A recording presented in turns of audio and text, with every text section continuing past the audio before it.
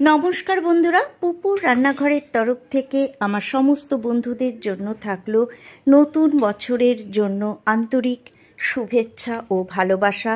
সবাই সুস্থ থেকো, সারাটা বছর সব্বার ভালো কাটুক। পুপুর রান্নাঘরে নতুন পুরনো সব বন্ধুদের স্বাগত জানাচ্ছি। আজ আমি বানাবো ব্রেড রসমালাই বা পাউরুটির রসমালাই। এটা ভীষণ সহজ একটা রেসিপি আর খুব তাড়াতাড়ি হয়ে যায়। নতুন বছরে তোমরা কিন্তু এই মিষ্টিটা অবশ্যই বানিয়ে দেখো। নতুন বছর হোক বা ঘরোয়া যে কোনো উৎসব অনুষ্ঠানেই হোক, তোমরা এই মিষ্টিটা ঘরে অতি সহজেই বানিয়ে নিতে পারবে। চলো তাহলে দেখে নেওয়া যাক আমি কিভাবে এই মিষ্টিটা তৈরি করছি। তো দেখো বন্ধুরা, আমি একটা এই ব্রেড নিয়ে নিয়েছি, 8 টাকা দামের। এ তো দোকানে পাওয়াই যায়। তো এই দিকটা কেটে ফেলবো। এটা কিন্তু ফেলে দেব না, এটা অন্য কাজে লাগিয়ে নেব। আর এই দিকটাও হালকা করে কেটে দেব।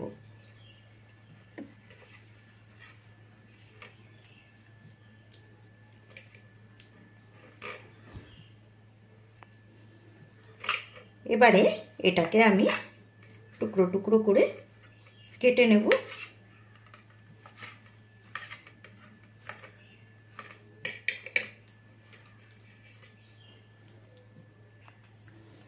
আমি এগুলো টুকরো করে কেটে নিয়েছি। এবারে আমি মিক্সির জারে এগুলোকে দিয়ে একটুখানি গুঁড়ো করে নেব।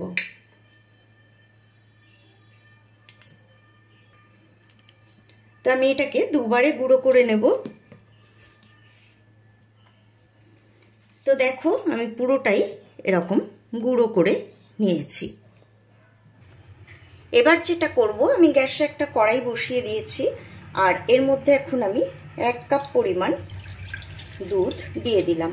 আমি এই পুরো মিষ্টিটা কিন্তু ফুল ফ্যাট মিল্ক দিয়ে করছি, তাতে করে মিষ্টি কিন্তু খেতে সবসময়ই ভালো হয়।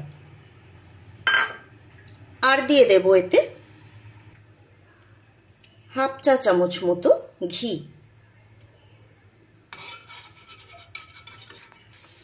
তো দুধটা আমার আগের থেকেই জাল দেওয়া ছিল, তাই দুধটা দেখো যেই গরম হয়ে গেছে, ফোটার দিকে এগোচ্ছে, তখন আমি এই পাউরুটির গুঁড়োটা এর মধ্যে দিয়ে দেব।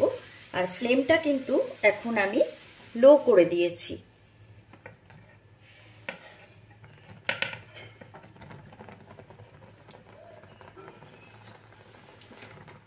এবারে এটাকে ভালো করে মিশিয়ে দেব। আর লো ফ্লেমে রেখেছি এখন আমি। দুধের সাথে এটাকে ভালো করে মিশাতে থাকবো।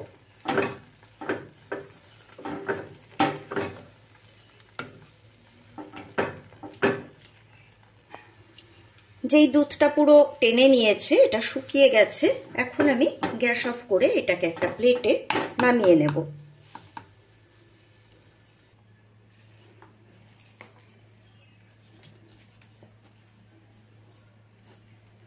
এটা বেশ আঠালো আঠালো হয়ে গেছে। আর এটাকে আমি অল্প একটু ঠান্ডা করে নেব, যাতে আমার হাত এটা সইতে পারে, ধরতে পারে, সেই রকম ঠান্ডা আমি এটাকে করে নেব। দেখো এরকম আঠালো আঠালো মতো হবে। তো এটা হাত দিয়ে ধরার মতো জায়গায় চলে এসছে।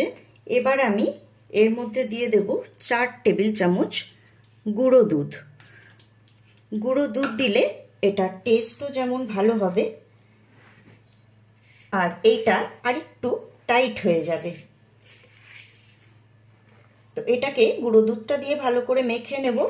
তোমরা যদি অতিরিক্ত মিষ্টি কেউ পছন্দ করো, বেশি মিষ্টি পছন্দ করো, তাহলে এর মধ্যে একটুখানি, যখন পাউরুটি গুঁড়ো করবে তখন একটুখানি চিনি দিয়েও গুঁড়ো করে এর সাথে মিশিয়ে নেবে।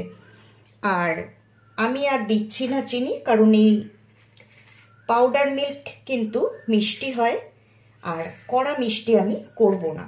তো এটাকে আমি ভালো করে মেখে নেব। তো দেখো এটাকে আমি মেখে নিয়েছি, আর বেশ আঠালো। দেখো এই দেখো হাতে লেগে থাকছে এইভাবে। তো এটাকে এখন আমি ঢাকা দিয়ে মিনিট 10 রেখে দেব।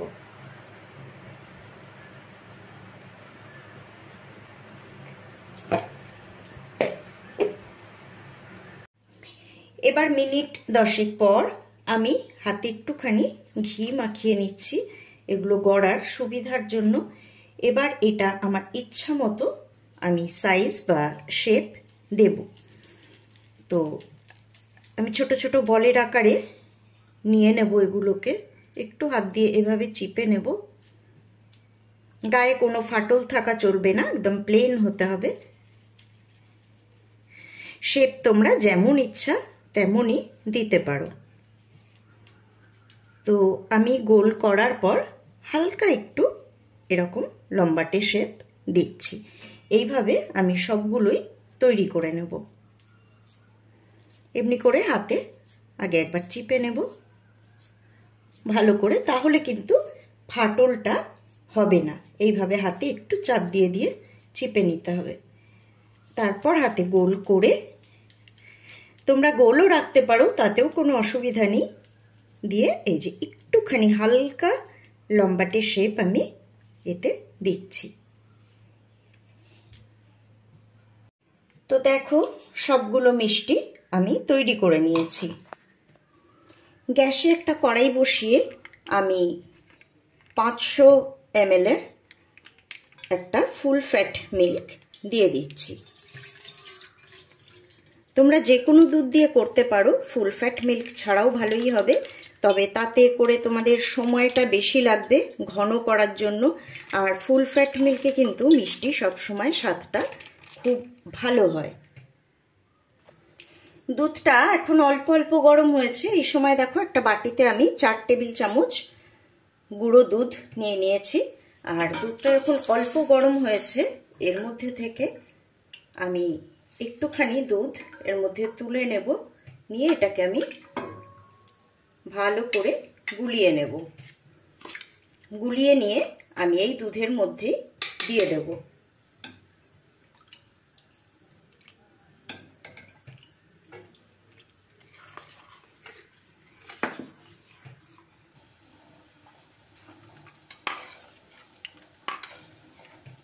দুধটা প্রায় ফুটতে শুরু করেছে, আর এই সময় আমি যে মিল্ক পাউডার গুলে রেখেছিলাম সেটাও এর মধ্যে দিয়ে দিচ্ছি। এতে করে মালাইয়ের স্বাদটাও যেমন ভালো হবে, আর দুধটা একটু তাড়াতাড়ি ঘন হয়ে যাবে। এটাকে কিন্তু আমি এখন মিডিয়াম ফ্লেমে রেখেছি, আর একভাবে এটাকে নেড়ে একটুখানি ঘন করব। এই সময় এর মধ্যে আমি দিয়ে দেব স্বাদ মতো চিনি। তো তোমরা মিষ্টিটা কম বেশি করবে তোমাদের পছন্দ মতো। আমি এখানে 5 টেবিল চামচ চিনি দেব।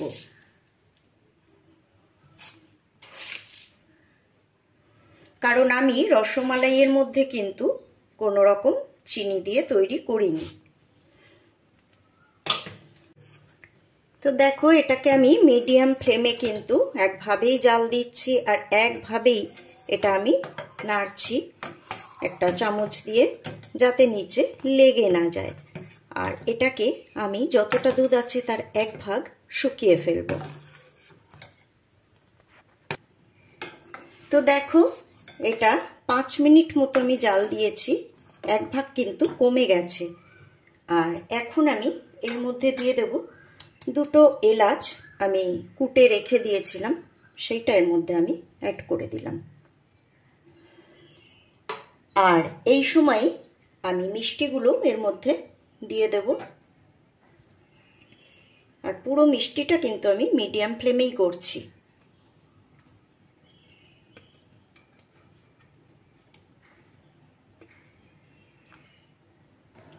সব মিষ্টিগুলো দেওয়ার পর আমি ফ্লেমটা একটু হাই করে দিয়েছি, কারণ মিষ্টিগুলো ঠান্ডা ছিল দুধে দেওয়াতে, দুধটা ঠান্ডা হয়ে গেছে। আর এটা ফুটে উঠলেই আমি কিন্তু ফ্লেমটাকে মিডিয়াম করে দেব। তো দেখো এটা ভালো মতো ফুটে উঠেছে, এখন আমি ফ্লেমটা মিডিয়াম করে দিলাম।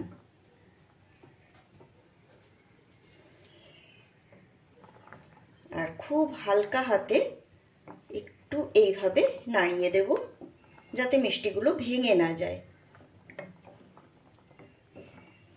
একভাবে নাড়াচাড়া করার দরকার নেই, একটুখানি নাড়িয়ে দেব। এইভাবে আমি এটাকে আরো 2 মিনিট ফোটাবো। তো দেখো 1 মিনিট মতো হয়েছে, এখনই কিন্তু মিষ্টিগুলো ফুলে প্রায় ডবল হয়ে গেছে। আরো 1 মিনিট আমি এটাকে ফুটাবো। আর বন্ধুরা, আমার এই রেসিপি যদি তোমাদের ভালো লাগে তাহলে অবশ্যই একটু লাইক কমেন্ট করো। আর যারা এখনো আমার চ্যানেল সাবস্ক্রাইব করোনি তারা প্লিজ এরকমই সুন্দর সুন্দর রেসিপি পেতে আমার চ্যানেলটা সাবস্ক্রাইব করে আমার পাশে থেকে আমাকে কাজ করার উৎসাহ দিও। তো বন্ধুরা, আরো 1 মিনিট আমি এটাকে ফুটিয়ে নিয়েছি। আর এই অবস্থাতে এটাকে নামিয়ে দেব, কারণ ঠান্ডা হলে কিন্তু এটা আরো ঘন হয়ে যাবে। এটাকে নামিয়ে নেব আর একটু ঠান্ডা করে নিয়ে এটাকে ফ্রিজে রেখে ঠান্ডা অবস্থায় খেলে এটা কিন্তু খুব ভালো লাগবে। তো আমি ঠান্ডা করে তোমাদের একটা কেটে দেখিয়ে দেব। এখন গ্যাস অফ করে আমি এটা নামিয়ে নেব। বন্ধুরা, রেসিপিটা কেমন লাগলো আমাকে অবশ্যই কমেন্ট বক্সে কমেন্ট করে জানিও। আজকে এই পর্যন্তই বিদায় নিচ্ছি, আবারও ফিরে আসবো পরের পর্বে এরকমই সুন্দর কোনো রেসিপি নিয়ে। সবাই ভালো থেকো, সুস্থ থেকো, সাথে থেকো।